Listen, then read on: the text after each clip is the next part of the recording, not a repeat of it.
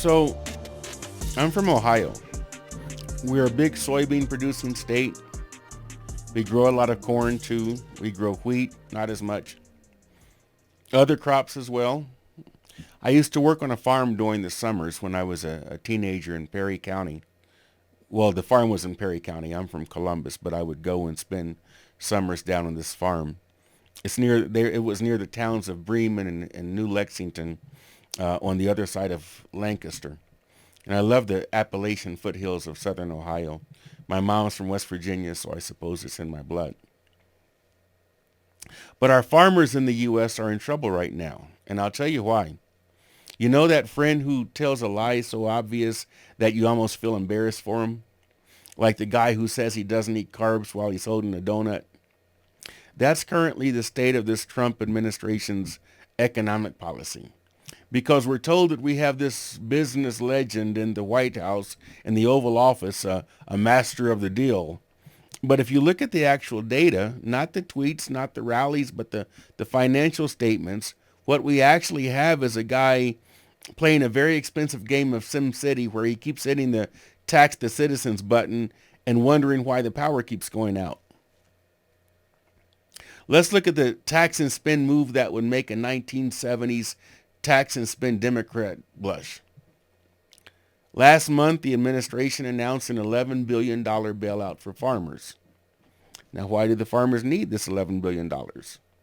Well, because the toddler president's tariffs, which, let's be clear, are taxes on you, have killed their export markets. Before I go on, I have a couple of quick questions for you. Have you read any good books lately? And audiobooks count too. I'm not one of these strict traditionalists that, oh, if I can't smell the pages, then it's not real. I have friends like that. But let me know in the comments. And also whether you have a recent new book or not. Where are you right now? This isn't the beginning of any kind of ad. I'm genuinely curious. I remember a couple of years ago, I was in Tashkent, Uzbekistan, and I was listening to an audiobook by the Italian physicist Carlo Rovelli.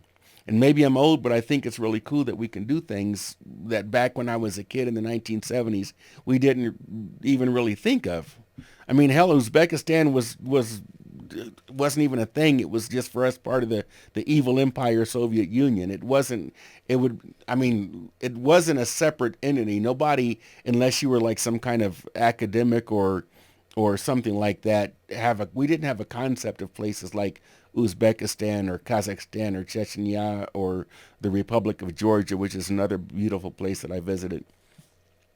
But I'll tell you a story. You know, one time, a long time ago, I had a Russian girlfriend, and I like to cook, so I learned how to make stuff like Borodino bread and the plav. Plav is the signature dish of the Uzbeks. And then once I flew to New York for a conference, and I got a Lyft driver from JFK to my hotel in Manhattan. The driver, you know, I always like to make conversation and ask them about their background and that kind of thing to be friendly. And so he tells me that I'm from Uzbekistan. Have you heard of it? And I tell him, I am Oshpaz. I am Oshpaz of the Plov. And he looks at me like I've got antlers or something like that because he would have never expected that. The Oshpaz in Uzbekistan is like the pit master. Like in the U.S., we have the guy who's the master of the barbecue. That's the pit master or the pit boss. And Plav is their national dish. And I knew that, and I knew about his food, and it completely blew his mind. But anyway, if you get a chance, go to Uzbekistan, and when you're there, eat the Plav. It's a rice dish. It's like a fried rice with meats and whatever you want. And they've escaped from Russian domination now, and they're a free, rapidly modernizing country.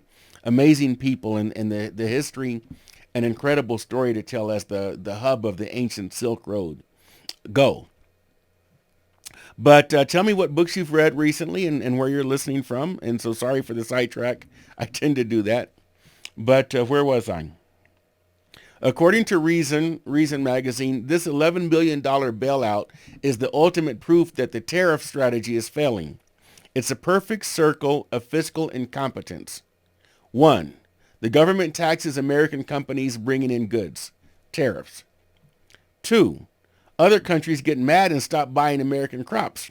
Remember, places like Brazil are also major soybean producers and exporters. And Trump does his best to even piss off countries like Brazil. Remember, he went after their judges. They had an internal trial, a corruption trial about Lula and Bolsonaro and whatever. And Trump, because he likes Bolsonaro personally, threatened the country and sanctioned the judge in the corruption trial because he wanted to influence the outcome. Like he has a right to say what happens in other countries' justice systems. And that's the thing. It's no rule of law. It's just rule of, he sees himself as like the like an emperor or something like that. And the world is his Trumpire. And really there's no concept of laws or principles or ideas here. But anyway, so other countries get mad and stop buying American crops. 3, the farmer goes broke. 4, the government takes more taxpayer money to pay the farmer not to revolt. And the sad thing to me is that a lot of these farmers in the heartland were supporters or have been, and in many cases still are supporters of the president whose very economic policies are strangling them. And this isn't small government. It's a Rube Goldberg machine of central planning, the Gosplan, like the evil empire, like the Soviet Union used to have. And we're doing the same thing. It's the government breaking your leg and then asking for a thank you because they handed you a crutch they bought with your own credit card. And it's not just bad economics. It's an insult to the intelligence of anyone who can balance a checkbook. Of course, we know that the government hasn't been able to do that for years on either side of the aisle. And it's a shame, in my opinion, that it's like an either side because it's a false dichotomy, this either or. You've got to like the Democrats or the Republicans. And that's the thing. And you don't, it's been sold to us so effectively that we see it as natural. Well, of course, I remember people say, well, you ought to have a two-party democracy, like when they go and screw up Iraq and places like this. They're, oh, you ought to have why two? Okay. But anyway, there's this, then we also have this intellectual honesty or the lack thereof.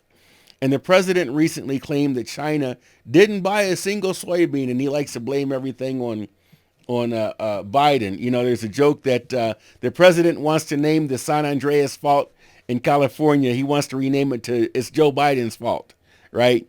But the president claimed that China didn't buy a single soybean while Biden was in office, which is a bold claim. And it's also, according to federal trade data that's public, a complete and utter fabrication. It's a lie. China actually bought more soybeans under the previous guy than they did during the peak of the Trump trade war. But I'm not here to defend Biden or the Biden administration. I'm no fan of Biden. The administration keeps promising that tariffs will bring back manufacturing and reduce the trade deficit. But the data is in from the mid-December reports. The trade deficit is widening and manufacturing is struggling under the weight of what? High costs for steel and aluminum caused by tariffs.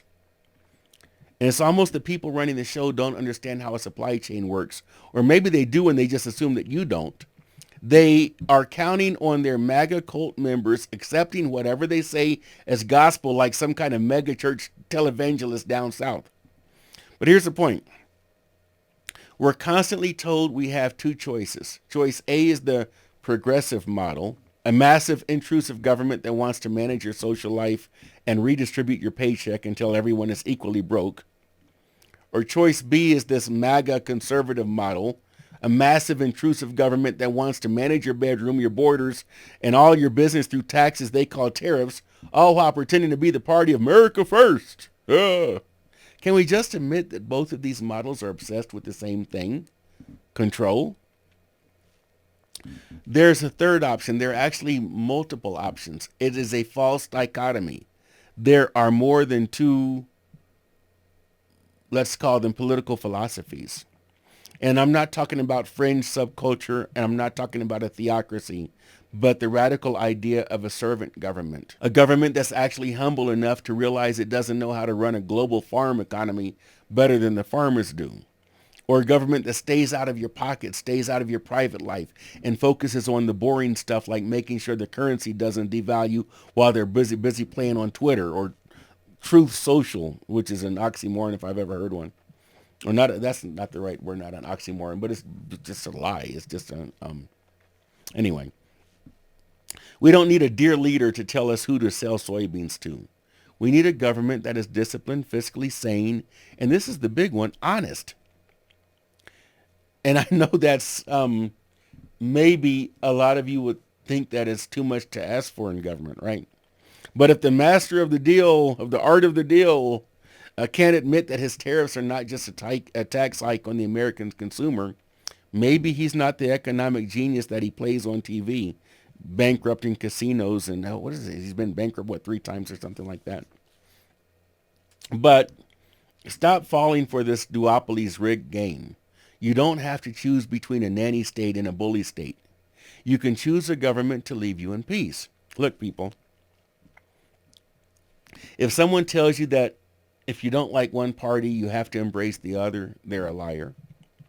The system being set up to protect and enshrine only 2 parties that both really do the same thing, borrow BS and blow away the country's future, is a scam. And you ought to be tired of being fleeced by both of these bands of brigands before it's too late. The Bolshevik Democrats and the MAGA Republicans have created a duopoly and have our country in a stranglehold. We're going to continually crawl through the same crap if we don't break this duopoly and as citizens enforce political and intellectual plurality. They say people get the government they deserve. So if we sit on our asses and accept that our republic is being replaced by a personality cult, we deserve what's coming. And it'll be hard at the beginning, I won't lie, but the system is rigged, and you cannot expect the 2 parties who rigged it to rectify it without real outside pressure. I'm Lauren Moss, and this is E Pluribus Unum, out of many one. Thanks for listening. Give us a like and subscribe, please. It really helps because the way that YouTube works and the way that podcast systems like Apple, like iTunes and Audible from Amazon and the other ones like Spotify. And we're on all of these, by the way. So if you found us on one, but you actually normally use another platform, then find us there. We're there. But the more that you either, let's say, like us and subscribe on YouTube or give us a 5-star rating on iTunes or something like that, it actually, when we start out, because we're in the early stages of this and nobody's ever heard of us, nobody knows who we are, the more you react in that way, like a 5-star rating on iTunes or a like and a subscription on YouTube, it tells the algorithm that you want to hear more of this, whether you agree with me or disagree with me. And not only then do these algorithms show us or show you the next time that we put something out, but it also looks at your kind of profile, and it looks at the things that you listen to, and then it will show us to other people who seem to be interested in the same things that you are, and that helps all of us. So so please, of course, review us, rate us, like us, and tell me if I'm right in the comments, and if I'm wrong, especially tell me why. I want to hear, and I promise that I'll read all of them.